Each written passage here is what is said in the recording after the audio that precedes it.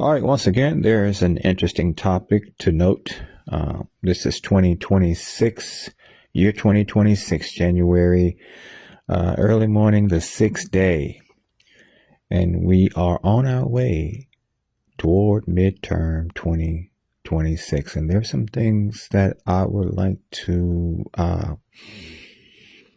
talk about this recording, something that I've cited just in the last day, and I did a little research on it to see what reports were out there in Google talking on the subject. I'm going to be talking about profanity, by the way, amongst public officials. Now, this year, you're probably going to hear more and more profanities from key political figures in Washington. And there's a reason for that. I don't think it's something just by chance. I think it is strategy. I believe key political figures who are in Washington will be using more profanity than ever before. And it's for a reason. And so what we're going to read here is what I have found in my research on Google from various sources, and I'm going to read it to you, and then when I'm done, you will see what I'm talking about. So buckle up, and let's read. It may take a little bit of time for me to get this over, this recording. It is an audio, so it's faceless as well. So listen to this. Here's the question that I asked in my research. I asked, is the rise in profanity amongst public officials a reflection of a shifting cultural norm or a convenient way to show strength? Is the rise in profanity amongst public officials a reflection of a shifting cultural norm, or is it a convenient way to show strength? And here's what was presented to me. And I thought this was really good and insightful. And I think I'm on to something. I don't think this is anything new. Politicians have been cussing of late, the last 4 years and the 4 years before that. We've been hearing more and more profanity used by leading political figures, even the president. Okay. Even the president. It's no longer in private. It's public now. And I think it is for a reason. I don't think it's just someone I don't think it's public officials just saying it because of really what they're feeling. They may be feeling it, but there is something behind it. So listen to this.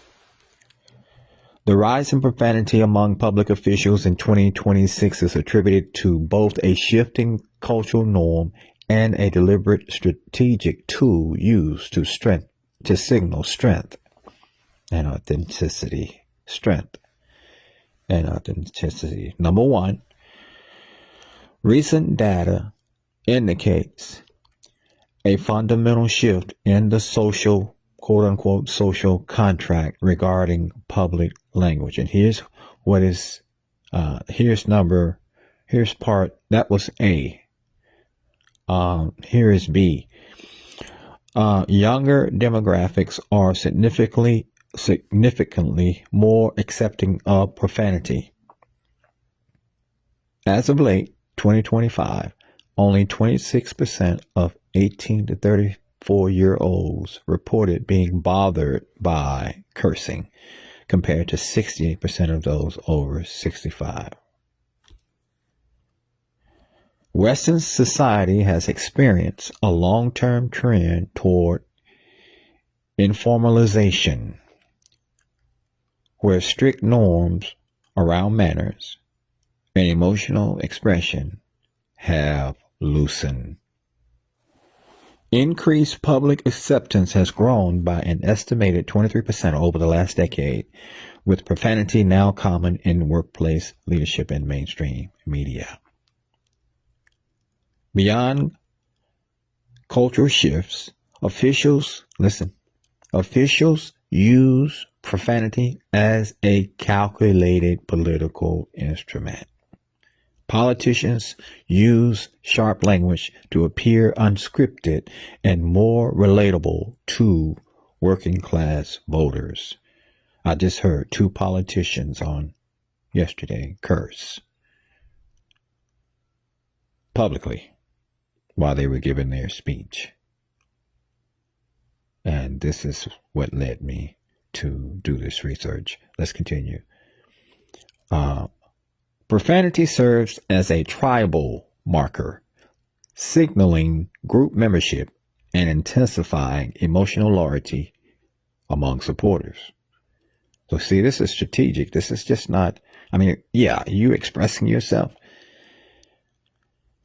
And this may be the usual language of our politicians in informal settings when they're just talking with their buddies or chopping it up with their friends. People curse or they cuss. They do. People do it.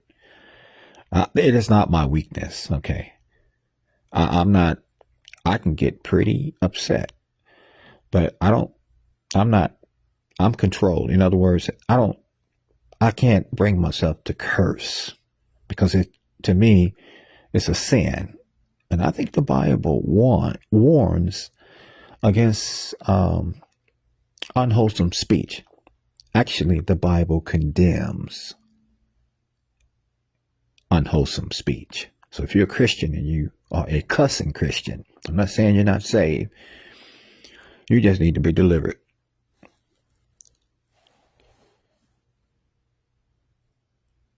Continuing.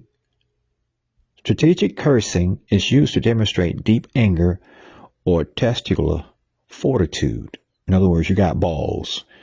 You give a sense that you have balls, that you are big. People swear. When they swear, it makes them feel big. And usually what it really is weakness reacting. Testicular fortitude against opponents, projecting a willingness to fight hard for their base. Now, this is where we are. Listen, everything you see on the news when it concerns the parties, let me tell you what ultimately they're after, both parties, is control of Washington. Control. Now, somebody will be in control of Washington. Washington needs to be under the control of the people, right? Listen, there's nothing wrong with control, as long as it's positive, right, and constructive. So we have two parties. You're going to vote for one or the other come November 2026, or you're not going to vote at all. I know there's a percentage of people in America who are citizens who don't vote at all. Let's keep reading. In law enforcement, some agencies historically encourage tactical language, that is profanity, to assert authority. Though 2025 and 2026 research increasingly shows this often escalates conflict rather than de-escalating it. That is true. Number 3. While it can project strength to a base, it carries significant social cost. Public profanity has been shown to exacerbate the polarization cycle by leading to more negative perceptions of opposing groups. A majority of the general public, roughly 65%, still reports being bothered by the erosion of decorum in public life. In policing, the use of profanity significantly decreases public perception of reasonable force, even when physical actions remain the same. And what I'm going to do is there's another section of reading here that I have. I'm going to put this at the top of this recording so you can read it at length. I'm not here to read all of this. I just read a portion of it to get you along the lines of what it is I'm seeing and where we're headed this year when it comes to language. And we're in a fight. I've never seen two people who have put in the time and the work and the effort to win, who at one point or another haven't spit out some expletives, some curse words. I mean, when you are fighting, this is not me condoning it. Okay. I'm just saying this is just life. Okay. People curse. And I don't have virgin ears. Some of you may have virgin ears. I can understand that. Listen, sometimes I can stomach cursing, especially when I'm around the unregenerate. Other times I hate it. Sometimes I tolerate it. Other times I detest it. It depends on the context, okay? But you won't find me using profanity because I have a conscience about it. It is not my weakness. Have I ever cussed since being a Christian? We're talking over 40 years. Yes, I have. I'm a truck driver. But it was between me and the Lord. You cut me off and I'm driving a 80,000 ton unit or power unit. We call them a combination of vehicle, truck, commercial, 18 wheels. You cut me off and I'm traveling at 60 miles an hour. You cut me off and then get in front of me and slow down. That's a trigger. Okay. And I have cursed or cussed. I'm telling you, I did some repenting because it will come up because of the danger. And this is where we are politically. There is a danger. If you vote for the Democrats or for Democrat rule, I'm talking about the modern day Democrat who have drifted far left, radical left. If you vote for Democrat control in Washington at this point where we are in this era, then what you're doing, you may think I'm voting not for the Democrats, but I'm voting against Trump. Well, you can do that. If you're a citizen, you can vote however you want. But me, I don't have TDS.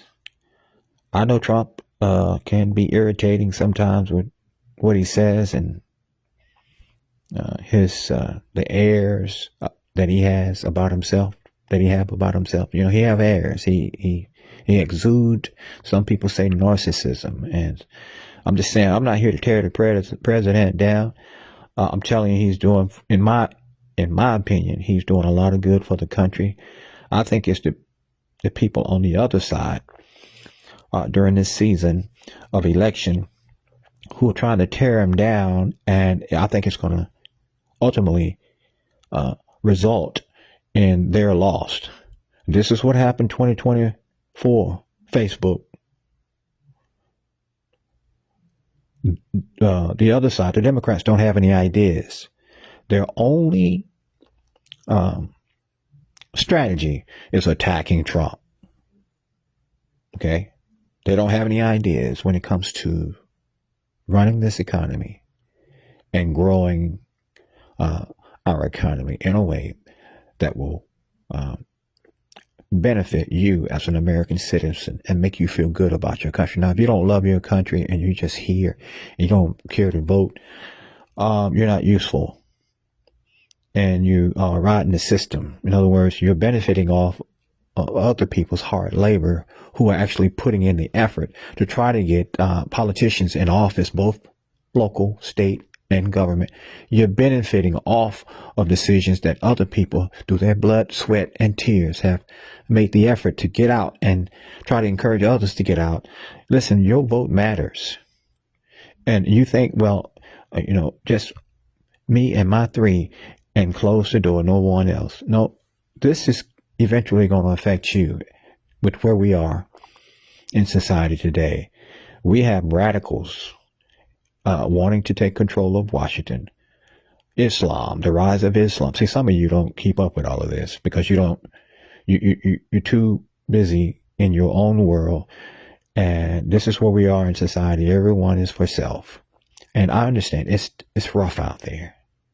It's rough. It's rough. It's rough out in them streets in the world, and especially in our society today with the way things are. Everybody is for himself. But listen, the rise of Islam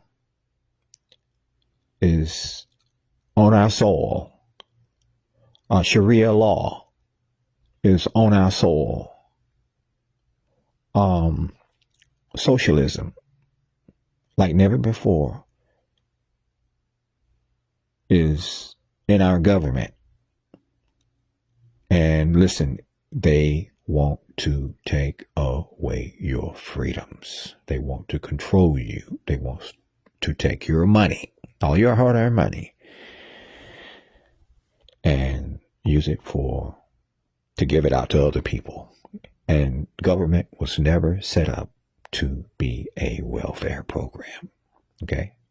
Government is not, that's for private enterprise. If you want the government to be a non-profit organization to give you money, that's not what government was set up for in the beginning. Okay? I know we have Social Security, which is a good thing, but you're paying into that, right? But government wasn't meant to be an institution for welfare. Okay, so it helps.